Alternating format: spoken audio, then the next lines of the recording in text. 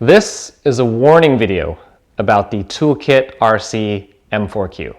So there are three major flaws with this charger. I know there's raving reviews about it on YouTube and I've seen them all, and as much respect as I have for the professional reviewers, there are three flaws, two of which were not discussed at all. And if you've used this for any length of time, I would think that you'd catch it. So these are things that are going to be day to day that will be issues. But I will be keeping this. I did buy this with my own money. I'm not a big enough channel to have stuff sent to me. Okay, I will be keeping it, and I'll tell you why later on in the video. But the purpose of this video is to just kind of tone down your excitement, because you can buy this for $60 to $80 retail, and it's a 4-channel charger, and you may be wondering why. And you may think, oh, because it's capped off at 4S. It is capped off 4S, but that's not one of the three issues. So we're gonna go over those issues now so that if you do buy this and you bring this home, you're not disappointed by the three issues as I was when I brought it home. So you may want to consider something else if you're not indeed looking for a 4-channel charger specifically. So let's get started, and we're going to talk about those three issues right now. So briefly, I just wanted to say a few things about the charger in case you're not as familiar with it. So it's made by ToolkitRC. It has a 4-channel charging ports, so you can charge 4 batteries individually. This is not a parallel connection. This battery, this battery, this battery, they can all be completely different at different voltages. And it does allow you to field charge, so you can use a larger battery XT60 connector to supply power to this. And if you're at home, you can use just this cable. So it doesn't have a big charging brick. So the charging brick is basically built inside of here. So all you need is this cable and plug into the wall. So it is fairly compact. I mean, it's fairly thin, but it's a little bit wide. And each channel here can charge up to 5 amps a piece. So 5 amps times 4. And it charges 1 to 4S batteries. So if you have 6S quads, you're not going to be able to use this charger. But for us who fly toothpicks and whoops and smaller things like that, I thought this would have been perfect. So we're going to go over the issues, but just wanted to get that out of the way so you know what we're looking at. Okay, the first issue has nothing to do with the screen, so don't worry about that. You can't see the screen. It has to do with the proximity of each port. So they're very tight and close together. So I know ToolkitRC probably did that because they wanted to keep the overall form factor small, or as small as they could for a 4-channel charger. But in practicality, when you start plugging these in and managing where the batteries sit, you'll see that it's pretty tight, okay? So that's one issue that the other reviewers have already brought up, and they recommended extensions. So buying basically a balance lead extension so that you can situate your batteries scattered in a wider array rather than tight and on top of each other. We're gonna go ahead and take a look at that now, but the first thing we're gonna notice is that the ports are close together, and it's just managing the batteries as they're sitting here. The second thing that you may see as we go through this, and which is point number 2, or flaw number 2, is that for whatever reason, the design of these balance ports do not snugly fit the balance connector. So I have a HOTA D6 charger, and there's 0 issue. The balance leads connect in there, and they're snug and they're perfect. For this one, they're just very, very loose. And I've used a number of different batteries from different companies, and they all just come very loose. So we're gonna go ahead and demonstrate that now, and you can take a look and see that. So first, we're just gonna use this for demonstration purposes. This is a Z battery, 3S 1500 milliamp hour. I'm going to plug that in here.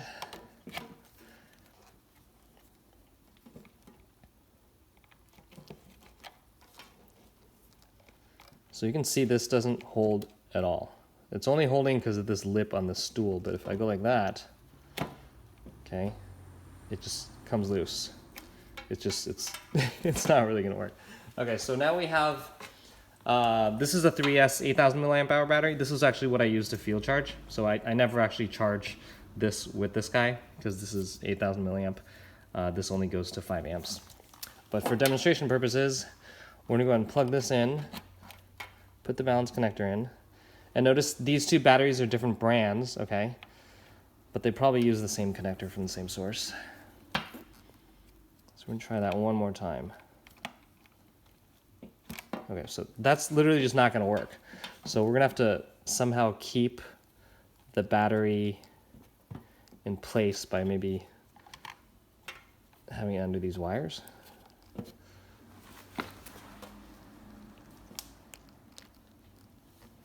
So that's totally not going to work. So I have 4 Ovonic batteries. These are 3S batteries, 1300 milliamp hours.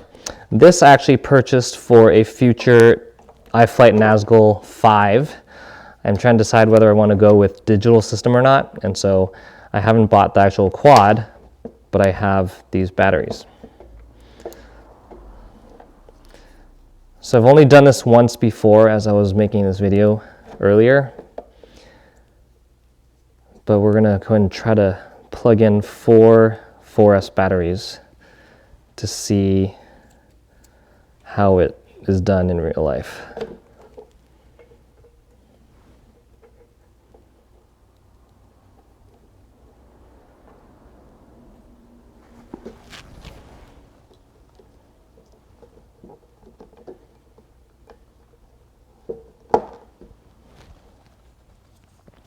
So far so good. They plug in, none of the balance leads are coming apart or coming off.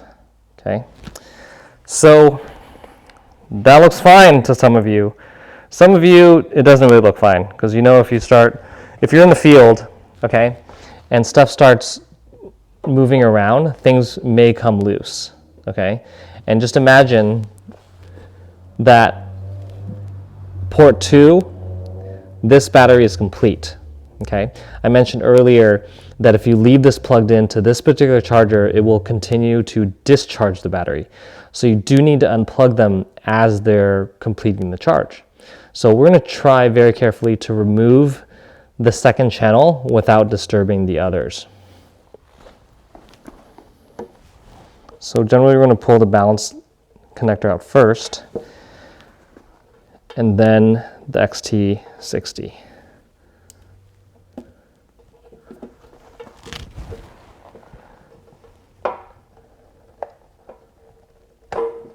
Okay, oops. So I didn't drop that on purpose, but I guess if I was more careful, then it could hold. But in real life scenario, if that does come off, you plug this back in, and you're gonna have to go to the settings and then restart. There is an option for you to set this charger such that if this does happen and you plug it back in, it will continue. But I just am wary of that, because if I'm plugging a different battery and it continues by itself, that would be not really the safest thing. So I like to know exactly what each charger or what each battery is doing as I'm doing it. So I turn that option off, but that is something you can use. So let's say channel 3 is now complete and I need to unplug that one. Oops, so that one already came out. So I'm not really sure how to keep that tight other than to hold it while pulling this guy out.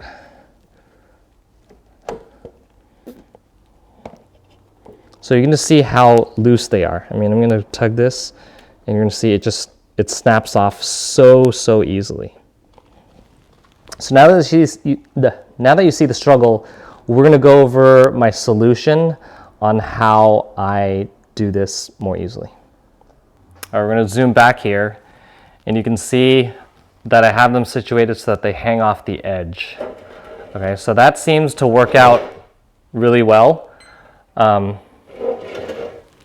except the power just went out, but don't worry about that. So basically, if you hang it off the edge, it's cleaner and it's easier to assess each one and pull them out individually because they're not stacked on top of each other. But you can imagine if you're in the field, unless you're flying by the street and there's a curb, you don't really have anything to hang this over. If you use your backpack, if you use a tree branch or something, you know, it's not going to be level, it's going to be kind of chaotic.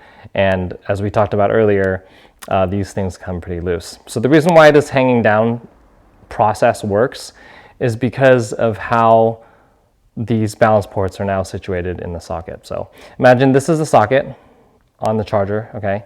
And then the balance lead goes inside. So the weight of the battery pulls it down like that.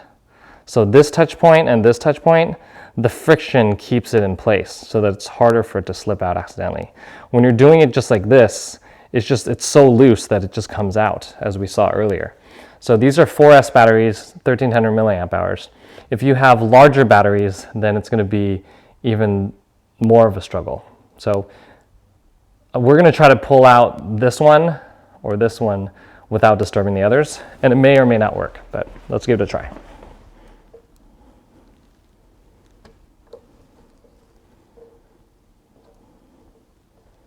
So sometimes I hold the balance lead of the battery I know may come out so that it doesn't, and then just kind of let go. So let's say channel 3 is complete. I'm going to pull this guy out without disturbing the others. Okay. So far so good.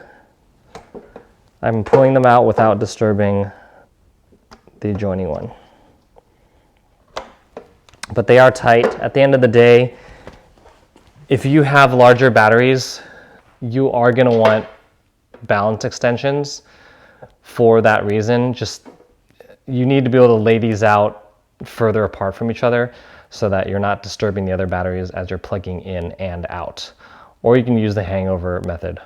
But when I charge these batteries, I'm not going to be using this charger. I'm going to be using a different charger. Okay, so this charger generally I use for smaller toothpick batteries, and the same principle follows. I hang them over the edge and they tend to hold a lot better. And they don't come loose as easily, again, because of the weight.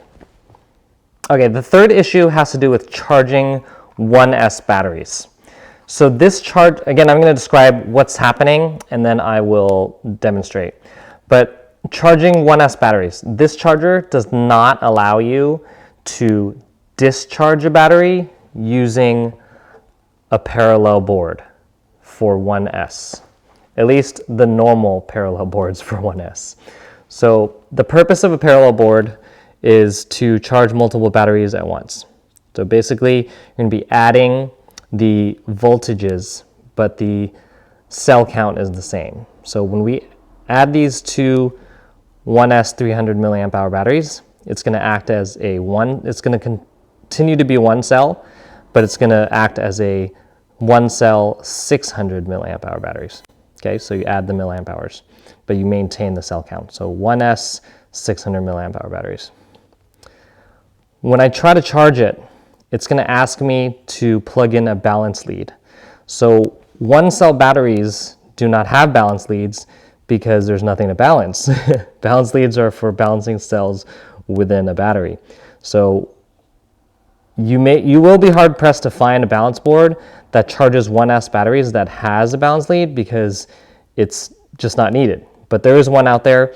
I'll put it in the link below. I do not have that, but I've been told that it does work, so you can give that a try, but I cannot guarantee it. I will not be buying that on my own because I just don't feel like I should be buying a balance board for 1S batteries that has a balance lead. That's just kind of silly to me.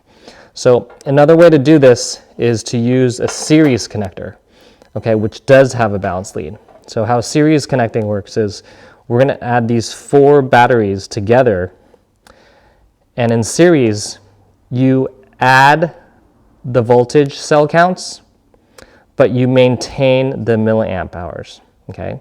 So while this is a 1S 600 milliamp hour battery, this acts as a 4 cell, 1, 2, 3, 4, but the milliamp hour remains the same. So 4S 300 milliamp hour, okay, in series, versus 1 cell 600 milliamp hours, okay. So in this scenario, it will not work to discharge. In this scenario, it will work to discharge. So we're gonna look at the screen for channel 1 here. So channel 1 is going to be this top right, okay? Let's try to storage charge at 0.6, which is correct. And these are HV batteries. So we're going to start that. It says, do you want to continue? Yes, I do. And it has this error. It says, balance port disconnected. Duh, there is no balance port. So in case it's a fluke, we're going to try that again. Because sometimes we think if we do things more than once, they work. In this case, it does not, but we're going to go ahead and just demonstrate here. So balance port disconnected. So you cannot discharge 1 cell batteries using this charger without a balance lead. Okay, so a balance board will not work. We're going to see if we can charge this using the balance board. Okay, so we're going to change the setting from storage to charge. Notice there's no discharge option and there's no balance charge option. The charge option does do balancing as well. So we're going to try that. But in this case, there's nothing balanced. Okay, so it's going to be the same specs. We're going to temp this and we're going to see if it asks us for a balance lead. So it does not. Okay, so what this means is when you use a balance board for this particular charger, you cannot discharge, but you can charge. Okay, so if you're trying to discharge to storage charge, meaning these batteries are maybe at 3.9 or 4.0 and you're trying to discharge to 3.85 for high voltage batteries, this connection method will not work. Okay, we're going to go ahead and cancel out of that, and we're going to do a demonstration on this. So in series, 4S, 300 milliamp hours. Okay, so we're going to be looking at this quadrant here, which is for channel 4.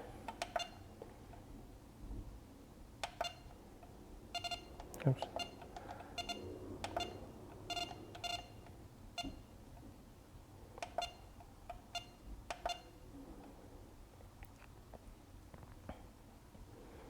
Oh, maybe this is another issue I'll bring up later. But we're going to go ahead and try this. 4S 0.3 amps. We're going to try to discharge. Okay, so no error. So when you connect in series, which definitely will have a balance lead, you can discharge. When you're using a balance board to discharge, since it doesn't have a balance lead, it will not work. Okay. So while I thought that there were 3 issues with this particular charger, there's actually 4, okay? And so we're going to demonstrate that right now. So this, we're going to look closely, is a RDQ series battery. It's a 1S battery. You'll see it says HV right there. So this should charge to 4.35 volts. And for storage charge is 3.85 volts. When I go to, these are the presets. When I go to HV, 4S, storage charge, and I want a storage charge not at 4, but at 3.85. When I go to that setting, it doesn't let me go to 3.85. It only lets me go to 3.9, which I suppose is okay for storage, but I want to be on the dot at 3.85. So it doesn't let me do that. So the alternative thing is to change the HV up here to LiPo, and then magically I can discharge down to 3.85, which previously was not an option. Okay, so for whatever reason, LiPo setting lets you discharge to 3.75, but when you're at the HV setting, it doesn't let you go beyond 3.9. So if you're going to discharge this to storage using a series connector, what you'll have to do is, even though your batteries are HV, you're going to have to go to LiPo, and then the 3.85 will be an option, and then you can start, and then it'll go. So it's just, it seems weird that in HV mode, it doesn't let you get to what's known as storage charge, which is 3.85 volts. So that's more of an annoyance than a flaw, but that's something that you should be aware of if you're buying this and using this for yourself. And that is it for the demos. So I am indeed keeping this charger solely because it has 4 channels. And I don't know the price or competitor of anything else that has 4 channels, but there's definitely nothing under $100 that has 4 channels. And again, this is $60 to $80 retail. And my guess is that anything that has 4 channels will be 200, 250 plus, possibly. If you know of any, feel free to leave in the comments below. But some people may not feel that they need a 4-channel charger because you can parallel charge easily, right? I'm not such a fan of parallel charging that many batteries at one time. If I am charging more than 4 of the same battery, I will hook up a parallel charger to one of these ports and then use the other one separately. If I'm flying, say 4 batteries, and then one of them or 3 of them have the same voltage, but then the other one is a little bit off, then I'll just put the one that's off on a different channel than the parallel board one, and then use these if I'm charging something else. And so the fact that it's a 4-channel charger is what sold me, and is what I'm willing to deal with those 3 issues because it's a 4-channel charger. The next video that I'm going to do is going to be a comparison video of chargers in general.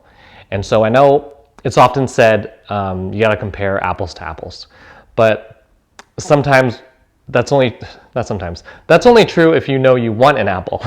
But if you don't know if you want an apple or an orange or a kiwi or a pineapple, then you're going to want to see an orange, an apple, a kiwi, and a pineapple to decide what you want, and then kind of narrow that down. So once you decide you want, say, a kiwi or a field charger, you can use this as a field charger, sort of, then you can start looking at those types of chargers.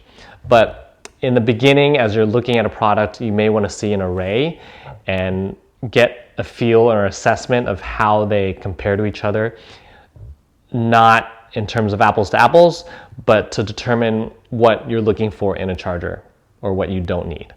So that's it. We're going to go over that in the next video. But for now, hopefully you found something useful about the M4Q, and you can make your decision accordingly. So take care.